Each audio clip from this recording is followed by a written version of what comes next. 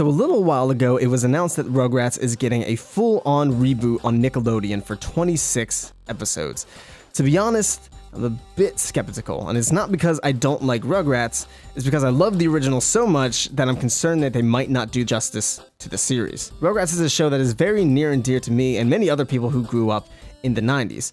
For y'all youngins with your fancy MP3 players and camera phones, this may not mean much to you, but if you were there at peak Rugrats mania, you know how huge it was. Imagine it was as popular as Fortnite, except it wasn't a video game, and it was with babies, and lasted over 10 years, and also had nothing in common with Fortnite, other than the fact that it was as big as Fortnite is now, except probably even bigger than that. Rugrats was and still is one of my absolute favorite cartoons or TV shows in general. My grandma taped a marathon that aired once and I watched it constantly. I had Rugrats bed sheets. I was very popular with the ladies, know what I'm saying? You feel me? Posters, plushies, VHS tapes, and those Burger King wristwatches that had different scents on them. That Chucky Banana one was amazing. Anyway, the point is I was very much and still am a massive fan, and most of the show still holds up today. I watched it recently and it's still very, very good.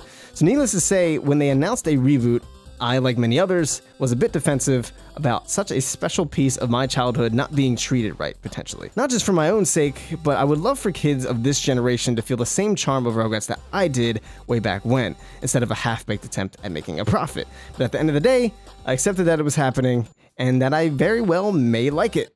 Or maybe I won't. But it got me thinking, how do you reboot the Rugrats?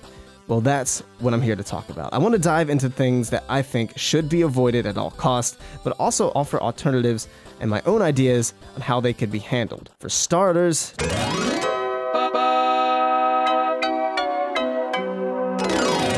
do not alienate older audiences. This is a common trap that I think studios fall into a lot. They reboot the show just to the point where it isn't entertaining for the original audience. Sometimes this can work, such as the case of Teen Titans Go, controversial as it may be, I know, but it made such a left turn from the original series that it basically becomes more of a parody rather than a true reboot. On the other hand, you have reboots like Powerpuff Girls 2016, which seem to lose the original spirit of the classic version, but at the same time, wasn't quite enough of a deviation like Teen Titans Go, where it felt like its own thing. They stripped too much of the action, there weren't nearly as many meaningful villain setups, and it was riddled with memes, some of which were even outdated by the time they aired or were even created. The issue here is while pandering to a newer generation may seem like a good idea on paper and on your focus groups, instead it comes across pandery. Not just for the adults who love the original, but also for the kids.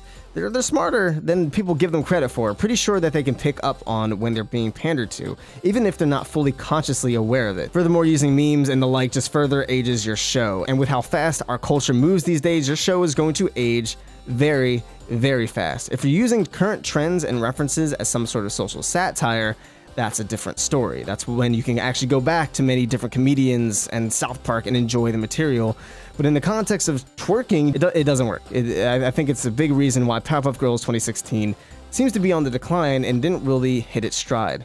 Besides just making a show less pandery, showing love and respect for the original fans that built the success of the series in the first place. We're adults now. We're all very nostalgic for the 90s, if you couldn't tell. We will watch this show if it's good, and we will go out and buy the merch. Hell, some of us even have kids of our own. Not me, thank God, but some of us. And adults now will be more inclined to watch it with their kid if you throw them a bone too. It's more money, Nickelodeon. Make it for kids first and foremost, of course, but try not to push away the OGs either. Make it a fresh take on an old property, but keep the spirit of the original alive, much like the recent DuckTales reboot has done flawlessly. It can still be modern, but not on the nose. Which brings me to the next point.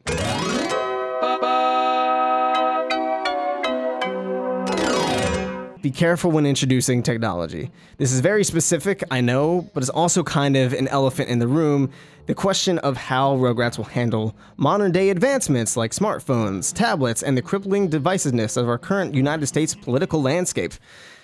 I mean, Netflix. Well, some Rugrats comics have come out fairly recently, and they had a good idea here and there that implemented technology in a way that I could totally see Rugrats doing in the modern day, but the rest of it was way too in your face and frankly didn't make any sense most times. Glad this is working out, Betty. I can't do these voices. It's been a lifesaver for me, Deed. I have 2 of them. How did we do anything for 4? Click, clack, clack, clack. We're on our phones. See, we're on our phones. Oh, this drawing of Tommy put in front of the camera is so cute. It'll probably get thousands of likes. Snap, snap, snap. You ready to play? Screw this. You ready to play with Chucky, Tommy? I've been trying to fix up my own landscaping. Get rid of all those bushes and put in a vegetable garden. I saw an article about it on some site. I'll DM you the pics when I'm done. That'd be great. That reminds me of this article that Howie sent me of the gardening seasons. Let me see if I can send it to you now. Tack, tack, ding, tick, tack. That would be great. It's really nice that we can share stuff like this now.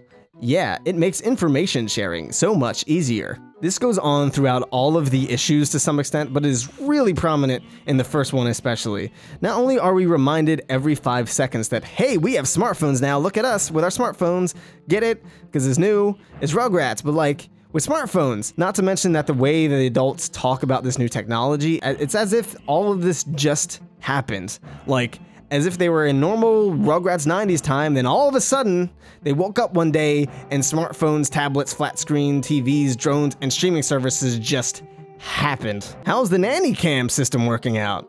Oh, Chaz, it's incredible. I can get so much done. I'm on K number 4 of practice 5K. Click, clack, clack. I'm on my phone texting. This drone is great. I can finally binge some shows without worrying. That's a nice classic Easter egg right there, though. And with that one, props to you, comic artist. But anyway, these are just some examples. And of course, the main issue is that nobody talks like this. They all sound like they're trying to sell me on these new devices. I feel like I'm reading an advertisement. I've never once seen baby boomers like this gush over how great all this technology is out of nowhere. Yeah, maybe when they first got it years ago when it first became a thing, but at this point it's just kind of a part of life. Yes, even for baby boomers. My dad has an iPhone 5 and I had to teach him how to burn a CD on iTunes 7 times, but he would never sound like this. It's unnatural. If anything, this is super pandery to older audiences because it's trying so hard to show us that it's the one show we grew up with and loved, except now it has Wi-Fi. It's especially confusing when you factor in that this series is intended for children. These kids grew up with all of these devices. They were acclimated to them pretty much immediately. They would have absolutely no clue why the parents are so fascinated by something that at this point for them is so profoundly commonplace. The fix around for this would be just to have technology, but keep it organic. I'm totally fine with all these smart devices and such being in the show, especially if it's for today's kids, but there's no need to bring it up. There's no need to bring so much attention to it. Just have it.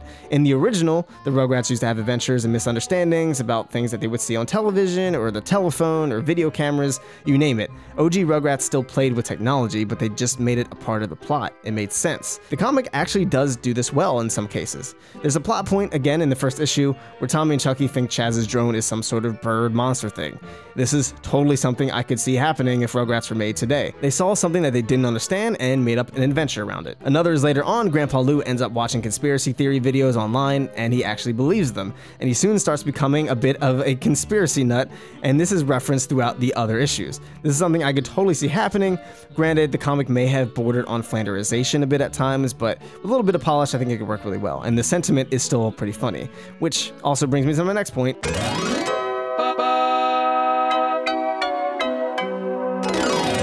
The storylines. I actually like the idea of Grandpa Lou doing something in one issue and having it affect and be referenced in future ones. This is something that's done multiple times throughout the comic. If it were implemented in the new series, it could be a pretty interesting way to make the series feel fresh again, while not changing so much that it breaks the original purpose. Because let's face it, Rugrats ran for 13 years, 9 seasons, 172 episodes, and 3 feature-length films. There are only so many new ideas that can be implemented with this concept before you run out, and the new modern technology can only take these ideas so far. So maybe introducing quote-unquote storylines of sorts could be an interesting way to go.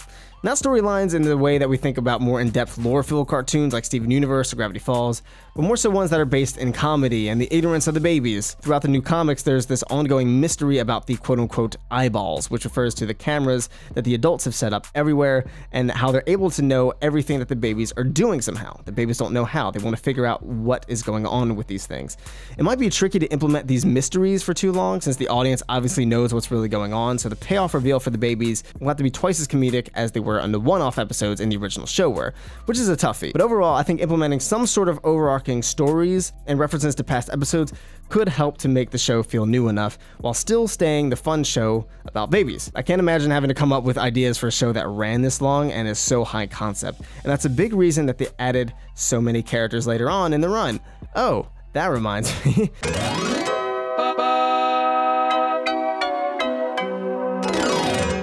Don't add too many new characters. A lot of shows, especially cartoons, tend to add more characters when they're out of ideas or need a boost in ratings, and understandably so. And Rugrats did the former on multiple occasions, and honestly, I think they handled it the best out of most shows I've personally seen. Although I feel like the golden period for Rugrats was sometime between season 2 and 5 with the original cast and Susie. I enjoyed Dill just fine for the most part, but then they added Kim and Kira, which again, they were fine. It definitely added a new dynamic and made for some interesting episodes about adjusting with the new family members, which isn't something I've really seen tackled too often. But then we got Fifi, and her and Spike had puppies, and then Lou got a love interest, and then we had a coffee shop to go to for a change of scenery, and then we had Angelic and Susie in preschool, and then we had Harold, then we had a permanent babysitter, all in the course of pretty much one season. Now, none of these are inherently bad per se. I liked a lot of these implementations, but it was just a lot to take in at once. It was very obvious they were trying to add a lot of new elements because they were running out of ideas all at the same time. They're just fine enough as it is, but if they were spread out a little bit more, it may have lightened the blow a little bit. I would keep it simple this time around. Maybe play around with some more recurring characters before adding more mainstays. Maybe have the McNultys be recurring rivals for the babies a little more often than they were in the show. Need a change in setting?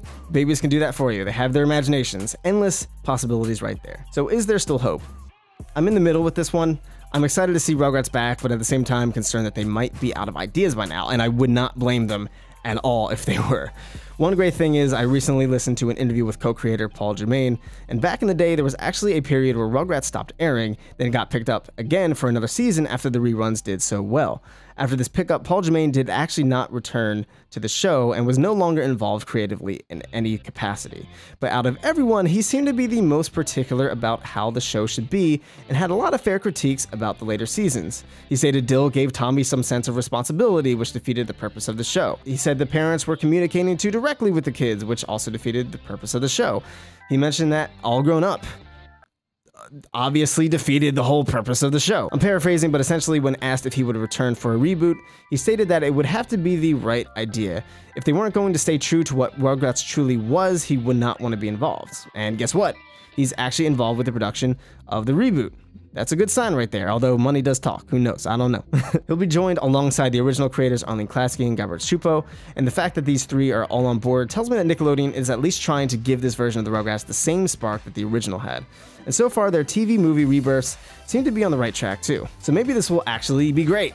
Granted, this is a full series and not a movie, but I'm cautiously optimistic for this. It is kind of a bummer that Nick doesn't seem to be putting out too many new original animated shows anymore, but with the letting go of their live-action golden boy Dan Schneider, I'm hoping that they can get back to their cartoon roots and make some brand new series to sit alongside these great classics.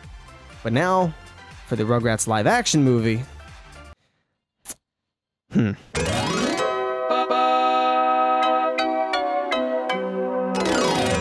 Thank you guys so much for watching. I'm going to be doing a lot more videos like these that are more in-depth retrospective. So if you enjoyed this, if you're new here, be sure to subscribe and consider supporting us on Patreon. You can click the link right here. Doing these videos takes a lot more time than our standard casual discussions, so it'd be much appreciated. But thank you guys so much for tuning in. I've been Michael Williams. You've been watching Cartoon Universe, and we'll see you in the next video. Peace.